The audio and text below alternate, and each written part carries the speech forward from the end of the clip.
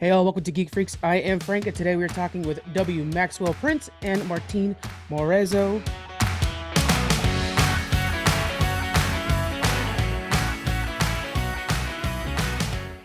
Hopefully I'm saying those right. How are you guys doing You today? are. Perfect. Yeah, I'm How are you guys doing great. today? Good? I'm doing great Excellent. too. Yeah. Today we're talking about Art Brut. This is from Image Comics, of course, and it's really cool comic book, delves into the art world. To start off, what inspired you guys to go into a comic book that talks about art like this? Sure. Well, just to put all of our cards on the table, the Art Brut is technically a re-release from the first book that Martine and I ever did together, called The Electric Sublime. We put that out on a different publisher about 6 or 7 years ago. Mhm. And it was originally called Art Brut, and then because there was another book with a similar name on stands, we had to change the title last minute. It was called, and we switched it. I switched it to The Electric Sublime. Clearly didn't have a lot of good ideas at the time for a new title. So that came out, but it kind of went under the radar. And Martine and I had such fun working together that we went on to work on Ice Cream Man for ever since, basically. And once we got the rights back to that old book, I think we both looked at it and said, this is still pretty good. Yeah. This is still our voice, my voice, his hand, our shared vision for things, which has only kind of grown stronger over the years. So it seemed right to try to give people a second shot at reading the story. And we were very lucky that Eric Stevenson and Image said, okay. But so that's all to say that I've had, so it's a re-release, but as for the story itself, I think both Martine and I have a background in various forms of art, whether it be classical art, graphic design, mixtures of both. And so when I wanted to write an art history story, I reached out to Martine, and he said, yes. That's great. And that was that. Yeah. Martín, what is your history in art? I know obviously you do the ink and penciling on this one, but how far back does that go for you? Well, I'm sorry. What do you mean with the question? Yes. Uh, How? so this book has to do with the art, and you guys know a lot about art. What kind of art are you What kind of? a fan of, and Oh, what well, inspired you?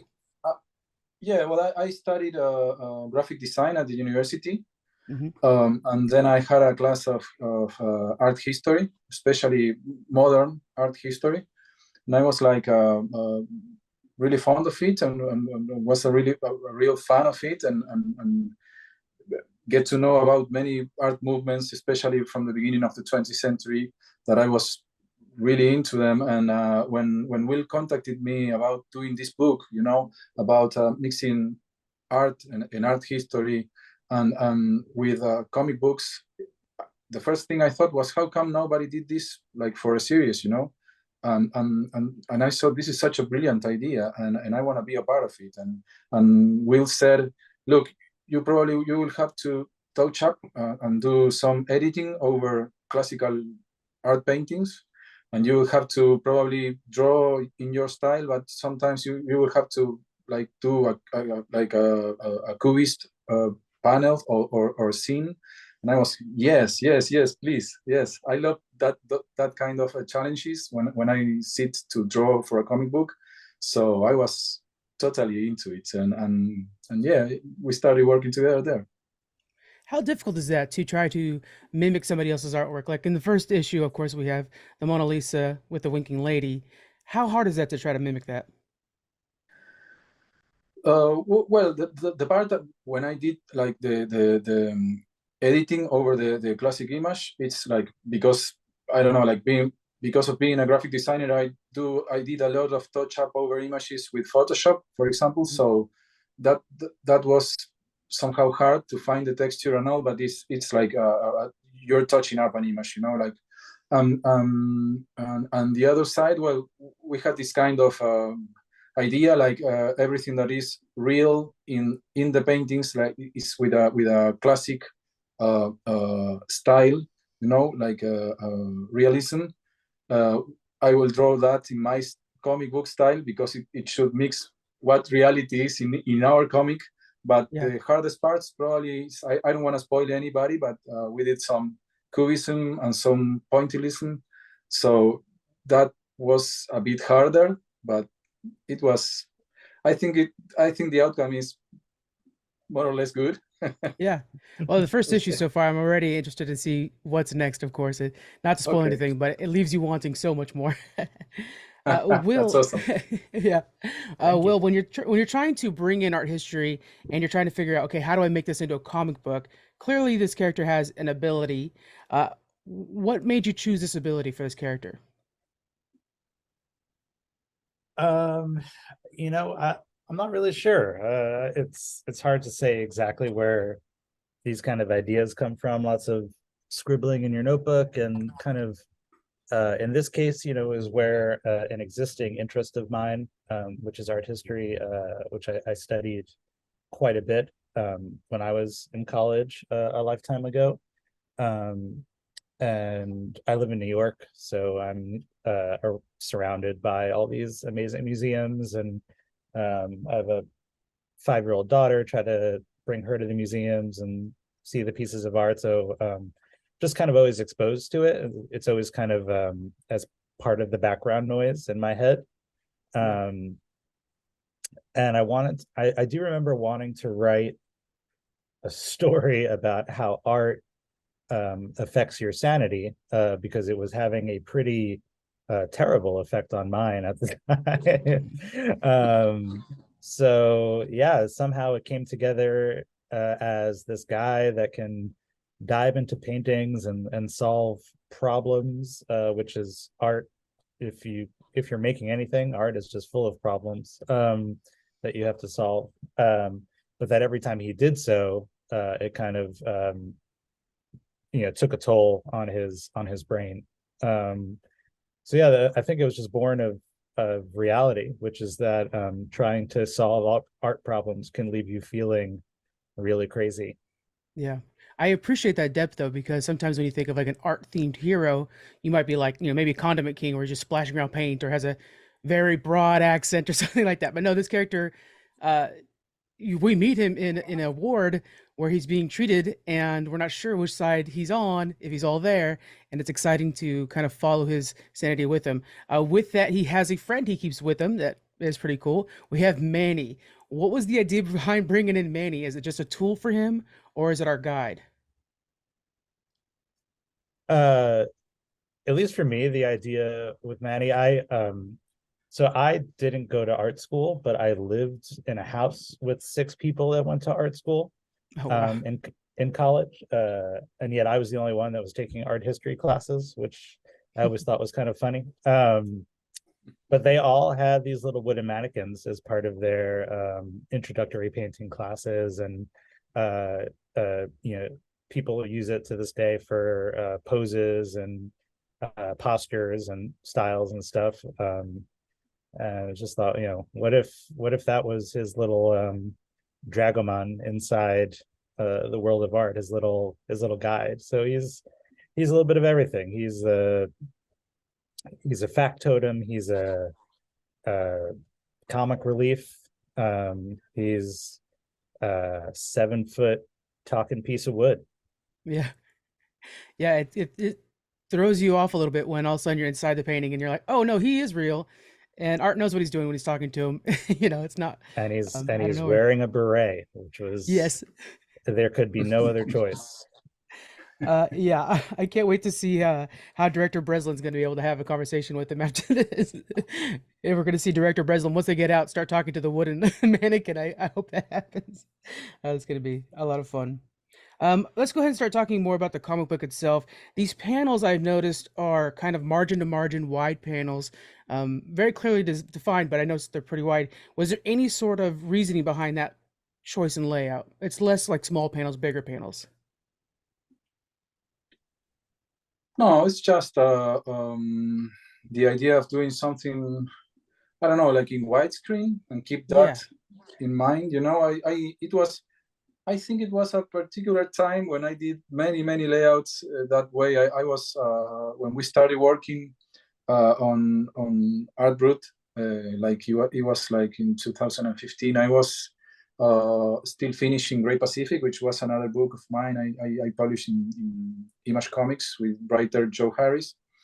And I was like using these white panels. I was into that structure, and I more or less kept that throughout my career, let's say, because there are many issues of Ice Cream Man. I do the same. So Yeah. it's like, I don't know. I tend to do those kind of panels. It's hard seeing a page done by me with like a complete height of the page panel. You know, I usually do like this landscape layout, let's say. But there is no particular thing with this book on that side. It's just a thing with that has to do with me and my style, let's say.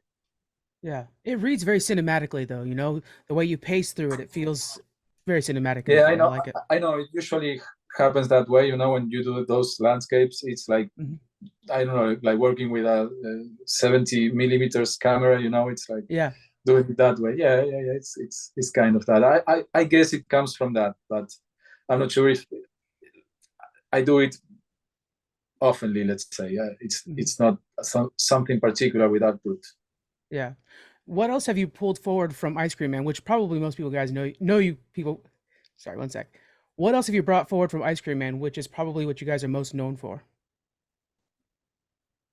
Yeah, so again, since this is a re-release, in a lot of ways, it's actually Ice Cream Man that is pulling forward from Art Brut. That's But right. each issue of Art Brut has new material in it. These kind of, I call them in the solicits Silver Age style backups. I don't know if that's technically correct. Could be Golden Age style. I actually not sure. They are tongue-in-cheek and done in a very specific sort of way.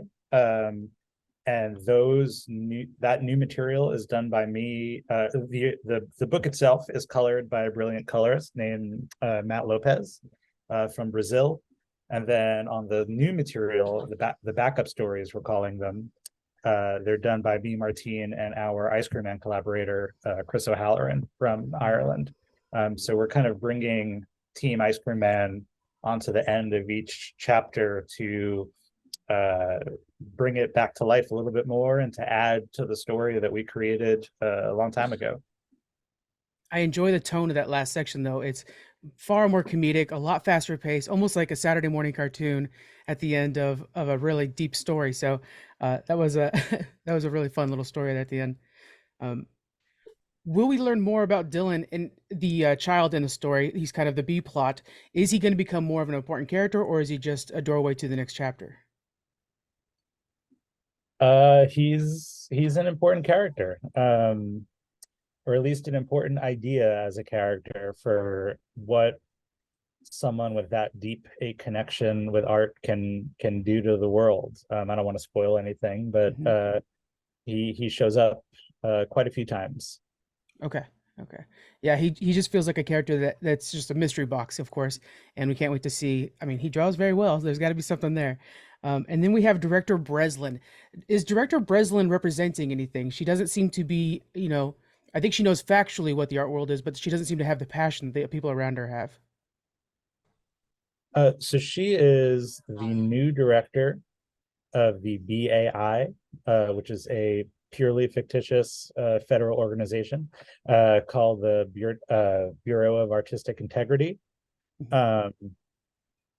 The idea is that she was, kind of just an agent doing her job for a long time, and this job of this honor of being director of the whole agency was thrust upon her, which we kind of get into in the backup stories, who the previous director was, and then the idea would be if we got to do more Art Brut in the future, which is our hope, at least maybe 4 more, that we could get more into why she wound up being director. But yeah, she's the she's the cop. This is Yeah. largely a thriller police procedural, and she takes maintaining the world of art very seriously, and so she is in a lot of ways the straight man. Mhm. She's there to do her job and solve a problem, and doesn't have a lot of patience for a wackadoodle like Arthur. So Yeah. I for some reason want her to like try to find Carmen San Diego or something, I'm ready for her next big case. Should be that's fun. we might just have one depending on how sales go. Yeah. I'm looking forward to it. Of course, I will be heading out to my local comic book shop to pick it up. Oh, thank The comic book is releasing now on December 14th. Do you guys want to reveal why it got pushed back a week for those people at home? Sure. Image has this really wonderful initiative alongside a young up and coming artist named Todd McFarlane, and he's got like a little doodle of his called Sprawn or something like that. Spawn, that's right, Spawn. Image has allowed every book to do a special Spawn cover for the month of December and a little bit into January. And so for our Brut, we had this idea, Martine and I, mostly just Martine, of Arthur kind of painting the Spawn #1 cover. Oh, wow. So it's Martine uses his amazing skills to draw Arthur in front of this huge canvas, and then uses kind of a digital technique to recreate Todd McFarlane's Spawn #1 cover. And the final output is that we have this really fun variant cover that features both our story and also the actual art for Spawn #1. And I think Image liked it so much that they wanted to give shops more time to put in orders for the variant. I see, so last week was the first week of Spawn releases, and I see a lot of them are selling out and going back to print. Mhm. So that should be interesting to see if we join that group or not. You never know, but I think our Spawn cover came out pretty fantastic. So that is why we got pushed back a week. So cool to see, of course, Spawn just he's one of the tent poles at Image, maybe the biggest one, of course. Is that added pressure for you, Martine, to like we got to nail this variant cover? Oh yes, yes, yes, absolutely, exactly, and mostly because I couldn't relate somehow. I couldn't find a possible relation between Spawn and our book. It was really hard, and we thought about it. We talked about it with Will, and we came up with this idea, like Arthur painting that famous Spawn 1 cover. So yeah, it was stressful because I don't know. You want Todd to like it, but Yeah. yeah, I guess he did. I don't know. Yeah. It Yeah. winds up being very true to what we do inside the book, which is Martine painstakingly recreating an existing work of art, and then also because of he changes the title type, having to use his graphic design skills to alter it slightly. Yeah. It's basically just closing the eye of the Mona Lisa. But in this case, it's Todd McFarlane's Spawn #1 cover. So I think where we landed turns out to be exactly what we should have done for a Spawn variant for Art Brut. Yeah, that's perfect. And then, of course, hopefully in the future we could see. I mean, we have so many wonderful pieces of art history to dive into, but maybe we can get some pop culture art and stuff like that, diving into those because his ability to go into the painting. Well, let me ask you: when he goes into the painting, are we seeing basically a different world, or are we seeing a history of that specific piece, and are they interconnected? I think that last thing you said is really makes the most sense, right? I mean, not every painting, a lot of paintings have an incredible amount of scholarship behind them, not just what the painting is, but in the case of, let's say, the Mona Lisa, who she might have been, where it was that she was possibly sitting. These historians look into Da Vinci's life and say, well, where was she likely at this time, and what class was she of, and why was she maybe posing for this picture? So there's some real history that kind of fills us in on what the background of a painting is.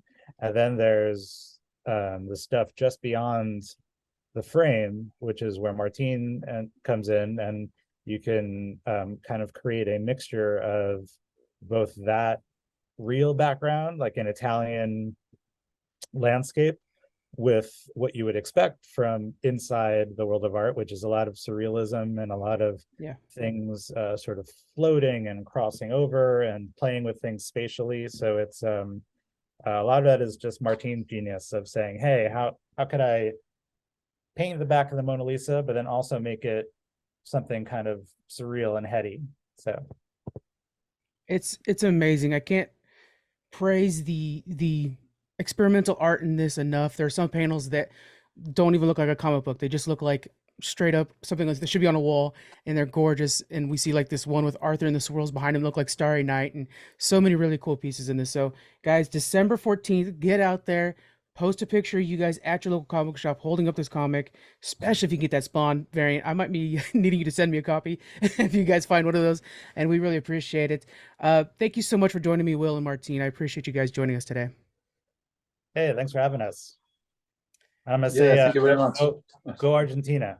Go Argentina. Oh, that's awesome. Yeah. Go Argentina. Both my teams got kicked out, so I'll root for Argentina now at this point. Okay, that's awesome. Thank you very much. All right, guys, we'll have another interview for you next week. Thank you for joining us. Bye.